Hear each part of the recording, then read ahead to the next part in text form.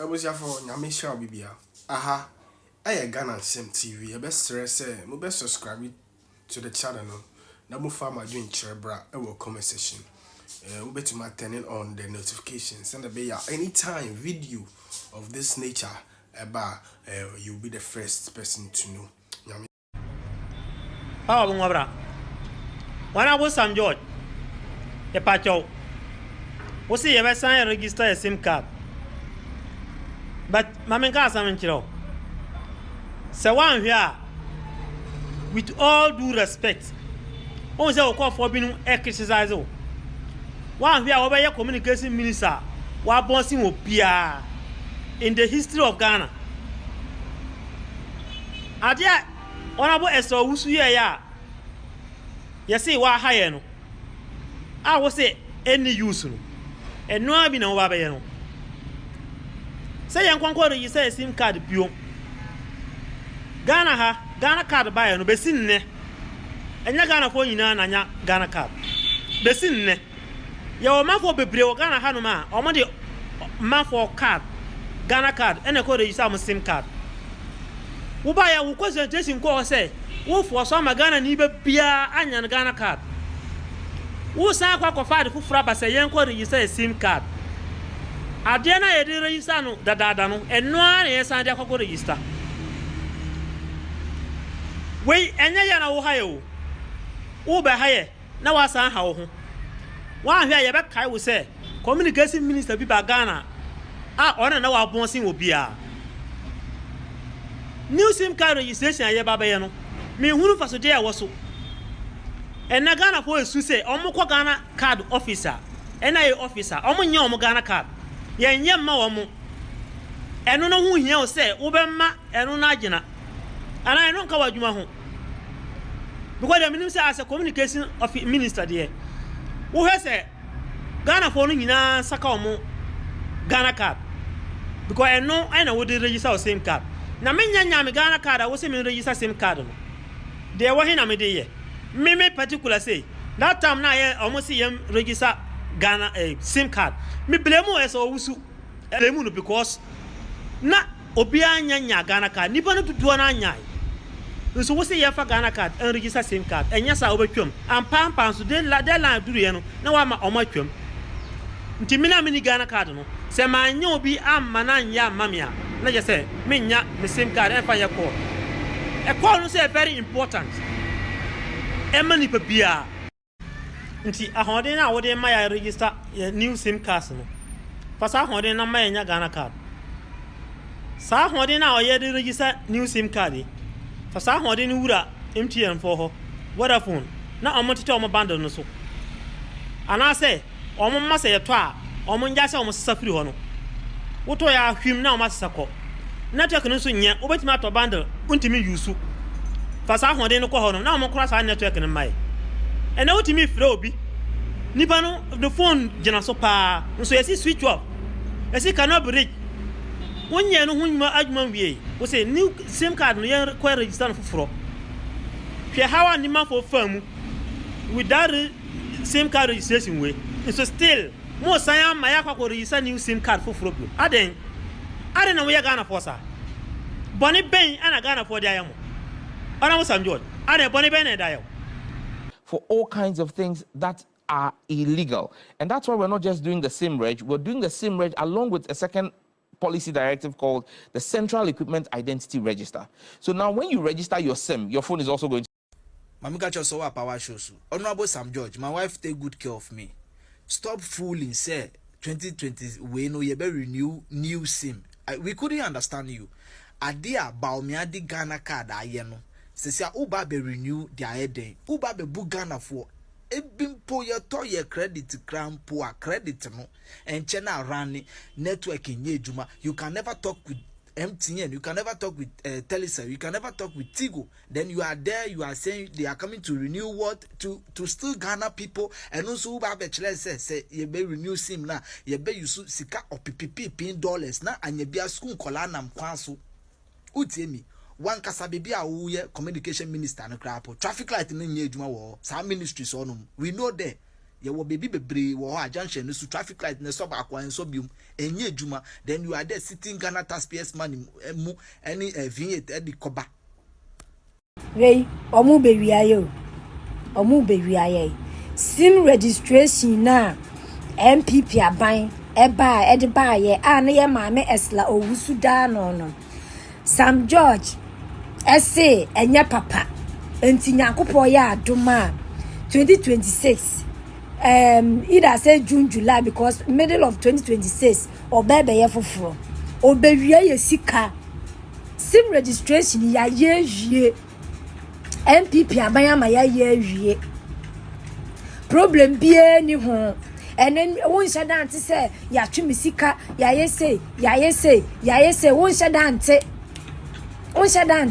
ya ye wie mu bewie ye sika twitwiri die no ne yele ne ma akodi NDC aban omo ni bibi papa bia de magana fo eye pad eye dumso eye nkokon nkete eye krono no munimo bo sim registration na MPP aban ye ya ne ma me eslo usu da no Sam ni George say anyeye enti ono se be ye ne de asemwe enyo my Ghana mu ne ye de be ye ya hefa ne ye de be ye enyo my Ghana mu hefa ye catch em say momoni na ho ye kan mo ntia ase mascot sala ya timi anya kokodo akoto aba ma ye wura dwomahama na muti odwanfunu no mo ansuro muti ye nsuro bie ye ayi ye nti obi an mo ye mo anhyehye mo ye ni hwe be catch em ne mo amuti na fi ama ankoto no mo so be ba mo ni na mo nkuro mo.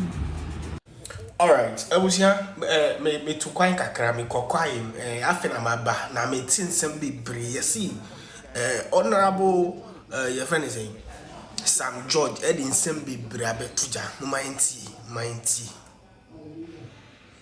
For all kinds of things that are illegal. And that's why we're not just doing the SIM reg, we're doing the SIM reg along with a second policy directive called the Central Equipment Identity Register. So now when you register your SIM, your phone is also going to be registered. All right, so Honorable Sam George see. Next year, you have a new registration of SIM card. Na SIM card na you have register no be new. Or no dey any dey na esonko. Nti o register o SIM na you register wo phone so. Akoyabo. Hi, nti say register your SIM no so a. Se phone yi la you be any day. Unless I say top phone from ya, say register phone na like I don't get it. Yes, yeah, Honorable Sam George. We see we have to register our phone and register the SIM. Into phone now me use a la. And I say me got top phone for us and me decide say because yeah baby iPhone say we use can never cost na swapping ya the no. Until anything, how is that thing going to work?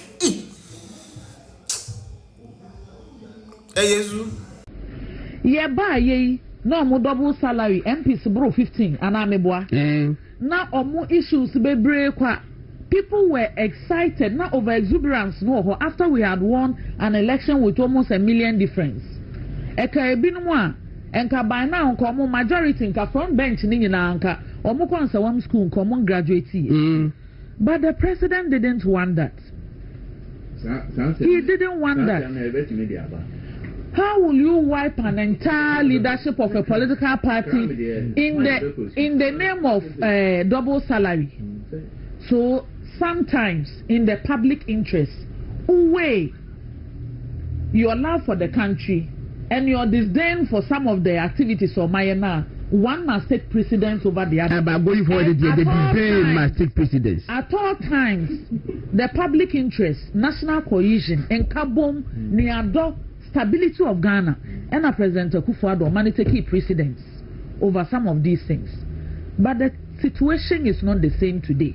And the way they are going about things, even the bill conditions are almost certainly be and comforting change. Because now will be who said to be bail at your friend is saying 800 million Ghana cedis. Honorable, bail at Madame for this and in message say they are more echo brochure say they are more bail echoing. To say, why should you build on the Tony Pakura ultimate? And bail is not supposed to serve as punishment, but it is happening now. Ordinarily, okay, I may discuss removal from office near a year. What I would have done is to do research, look for the session, look for precedents and all that, and come and educate the public. Yes. But God only me down tell whom you are. I've lost hope in Ghana. Goodness. My goodness. Nyame restore me in that direction. It is so glaring that what is happening is politically motivated. Yes. To the extent that no law, no logic will redeem us from what is What you have just said, I think she'll bring Yeah. No law. Me better say, because the national chairman of the NDC from last year, Peace FM, there was several radio stations, the voice all over. Chief Justice. EC chair, the 2 deputies. The listener to her. Ampa omu yiba. Me say, as a sini. We need to pack the court. Balance the court. Converting the Pami no Supreme Court. Almost a Debbie. Supreme Court need threshold though. And so still also Debbie court na yema. And so I'm buy your money space the nipa 7 ko share ho. Abalo bi anko retirement. At go bi anko retirement. Enya replacement, enya nothing. And so all of a sudden the conversation is like, oh, you need threshold, you need ceiling. Is there a ceiling? Empty or koto de ne boje. President Akufo-Addo de yenka ceiling, yenka pemano. Ono dear, yes, what na aircraft mu a enya they compare other countries or more aircraft every 30 years. Enkokuno na otu adubone bi kan wano. We should be careful of the kind of things we say on people. Na se kama na edane no ho aba. Ebu nkompo na ye nim obi ne eko ne fie. Minister, I say me who say what kasa with this and you say that. And you see, for it to come from somebody like you, that several people, almost they lived under the military junta, Rollins. But but and as I said, there's no savior anyway. No. And it be a police station A, police station B, police station. You form clusters. Almost any clusters. In our next polling station elections, no, some man the rain. At least, me sa information way. Okay, so we're going to say 14th January because of through December, then the typo. Okay, so 14th January. 14th January. Okay, go down. The rule. The American say party functioners. Say in the next polling station elections, no. Say be Emrano a very firm and fair. Okay. Because in say you say elections are won at what? At the polling station. Polling station. Desire polling station in the Ebeshishin year. There will be basic war. Oh, yeah, no free. There are the call back and I'm a can was him. Oh, your lunch no has to do with Pandai case. Yes. There will and I made the crabby mass central for. Now, I said that fast society mobile. There will MPP party no Sebi yen say Senasi and Car say Central for Kaya Semai. Yen say ni and Car say Sebi Central for Nomundiachi. Yen say ni and Car say Sebi no mail caution and a tatanity for Tatano Central for no Omutu Chandia. No, there were Yama Mekai and say Abakosem business Trasabiato. Na Yamebuya doing 2028 say Obanes San Ma Central Libya Metrasin Case Adina Sanomari Ecoso. It's a no political notice. Okay. A remnant called a judicial notice. Yes. With a political notice. And they demand Central for them. NDC buy a buying Australia and Kofaya Pamu free a Mansoya. central for no yehu anamọ ne nsɛm a maka afa ho civil society for yehu anamọ a maka afa ho oyɛ no firi a MPP for a yɛ tata wɔn yes Yoko NIB National Security CID any sɛbi bail condition unreasonable bail conditions yɛde to nkɔfoɔ so ɛnna ɛmɛ no ka sɛ former NSS boss ogusu dɛm sɛsi bi ɔn de ɔmo jeli almost 700 million sɛ nipa kɔ no kɔfa dent na ɛte bail condition deɛ yɛde ba sɛ o yɛde yɛ nsihu bi sɛ bi a undwane sɛ bi a asɛm kora bɛsi bi a wobɛdwane no ɛbɛtumi ate yɛ ka sɛ bi nipa bi wɔ so a wohwɛ ne pɛdigiri baabi ɔte ne baabi obi anim no sɛ bi kyɛma wontu wobɛtumi adwane from member dabi ɔsɛ si wobɛtumi adwane bɛyɛ ɔbɛyɛ exposed to the ordinary delegate to the ordinary constituents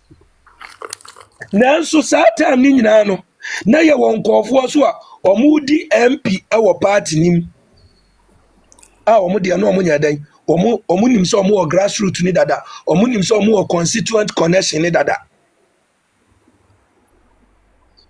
Dr. Bawumia timi build saa nneɛma no wie no eduru time a ɔne ne boss Akufo-Addo ɛkɔ second term no ɛna ɔyɛ na adwene sɛ ma menyɛ stakeholders engagement na memfa musabusa nkɔɔfoɔ sɛ aso madi vice president miko 8 years na meti madi president amana yɛyɛ ana within the MPP ana papa no yɛ ne survey ɔyɛ saa engagement ni nyinaa wie no ohu sɛ oh ma building enkura a ɔmo bɛbɔ machi dom nti mɛden meko bi now kasa ni ne nyɛ mu no Akufo-Addo ne president Kofoɔ kura no ɔmo wɔ grassroots support no Kofoɔ echo 2 times ansa no wo wini Akufo-Addo yɛ dan echo 3 times enti sankiyasi ye play by wisdom logical reason anka Dr. Muhammad Bawumia say man ko 4 times